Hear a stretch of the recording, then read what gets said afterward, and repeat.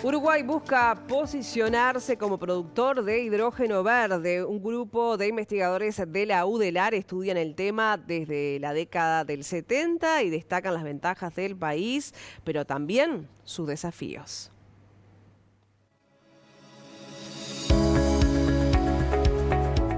Para alcanzar las ambiciosas metas de descarbonización para 2050 establecidas a nivel global, Uruguay apuesta a consolidar una industria de hidrógeno verde y derivados, lo que daría lugar a la segunda etapa de la transformación energética. De acuerdo a la hoja de ruta del hidrógeno verde trazada por el gobierno para 2040, se podría alcanzar una facturación de 1.900 millones de dólares anuales y más de 30.000 empleos de calidad. Desde la década del 70, investigadores de la Universidad de la República, entre ellos de Facultad de Ingeniería, de Ciencias y de Química, estudian la producción de hidrógeno, su almacenamiento y las denominadas celdas de combustible. Cuando hablamos de hidrógeno verde es el hidrógeno producido por electrólisis del agua a partir de energías renovables.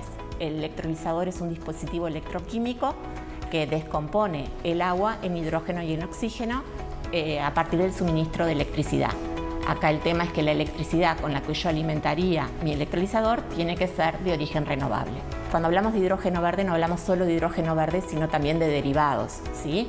De productos que producimos a partir de ese hidrógeno verde, por ejemplo, metanol, amoníaco verde, combustibles sintéticos en general, y en ese sentido nuestro país también tiene fuentes de dióxido de carbono biogénicas. La ingeniera química destacó las ventajas que tiene Uruguay para producir hidrógeno verde. Es un país que tiene un potencial interesante en términos de energías renovables, fundamentalmente solar y eólica.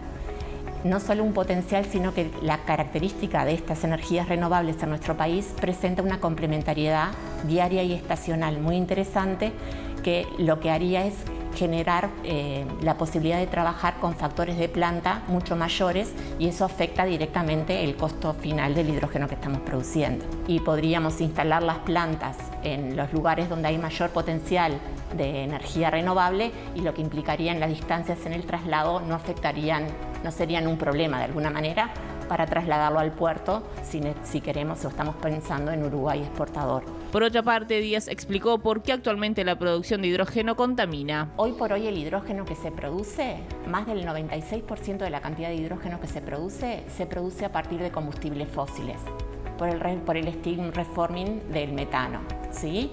Es el reformado del metano con vapor.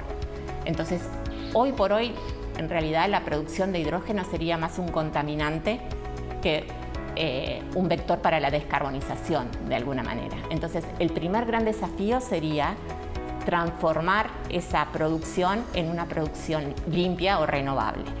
Después deberíamos aumentar esa producción, más o menos multiplicando por un factor de 5, ¿sí? Lo que implicaría muchos más renovables. En ese sentido, la investigadora recordó que el tema a nivel mundial es incipiente. Hay estudios de la IRENA es la Agencia Internacional de Energías Renovables, que de alguna manera plantean que 2/3 de la cantidad de emisiones de CO2 que se emiten podrían reducirse al 2050 en un escenario de un calentamiento de 1,5 grados a partir de más renovables, electrificación y mejorando la eficiencia. Pero ¿qué sucede? Hay algunos sectores de la economía que no se pueden electrificar directamente, es lo que conocemos como sectores difíciles de abatir. Entonces, siempre para esos sectores necesitamos moléculas verdes, ¿sí? Que puede ser el hidrógeno como materia prima en el caso de la producción de fertilizantes para producir amoníaco verde, o puede ser un reactivo químico como el hidrógeno que necesito para producir acero, en la producción del acero. Y hay otros sectores de la economía donde esa electrificación de alguna manera no sería posible por la densidad energética requerida, que es el caso de la aviación y el transporte marítimo, ¿sí? Entonces ahí es donde surge el hidrógeno como un vector energético, como un portador de energía, como un link entre la energía renovable, la electricidad producida a partir de energía renovable, y esos sectores difíciles de abatir. Al momento hay 4 proyectos que prevén instalarse para desarrollar hidrógeno verde y sus derivados en el país: Durazno, Paysandú, Tacuarembó y Río Negro. Si bien es una oportunidad, hay una cantidad de incertidumbres. Entonces es sumamente importante tener señales fuertes, ¿sí?, de demanda y tener compradores de alguna manera seguros o estables, ¿sí?, así como políticas públicas eficientes, y de alguna manera necesitamos un involucramiento del sector privado bastante activo y proactivo en todo esto para poder de alguna manera concretar todos los desafíos que se generan.